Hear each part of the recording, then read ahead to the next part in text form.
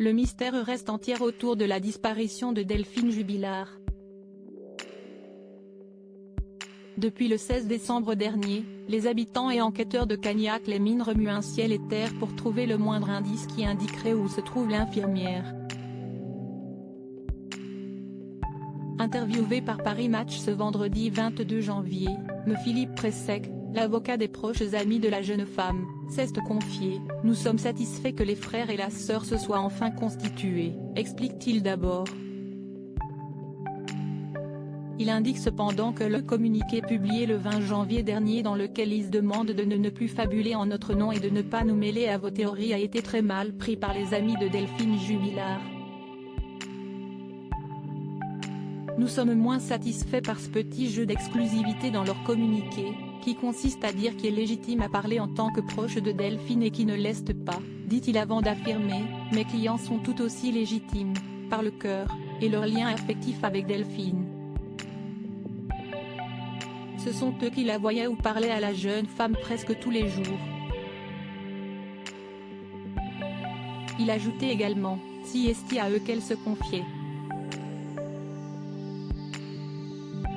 Une initiative qu'il déplore puisque, selon ses propos, la première chose à faire dans de telles circonstances si est de rester unis.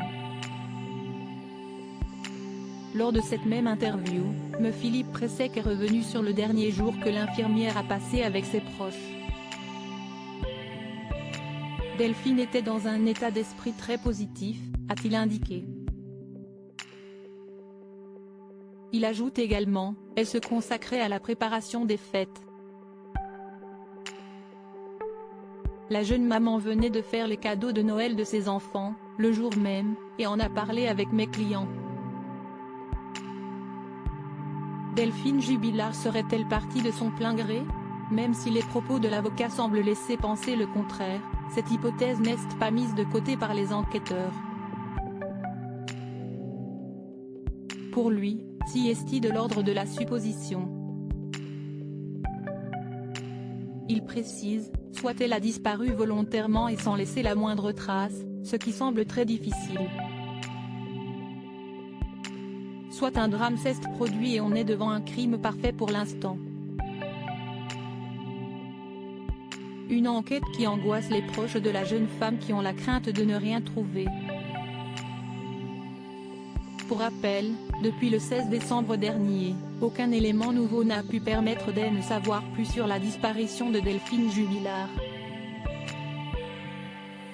Le compte Facebook de Delphine Jubilard le 13 janvier dernier, le compte Facebook de la jeune femme s'est activé quelques secondes.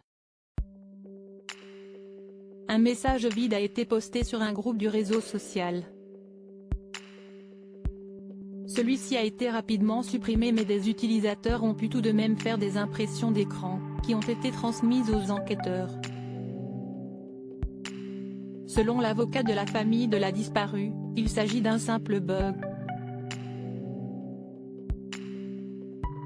Si est un putain de bug. Comme s'il n'y avait pas assez de mystère autour de cette disparition. Il a fallu que ça arrive avec le compte de Delphine.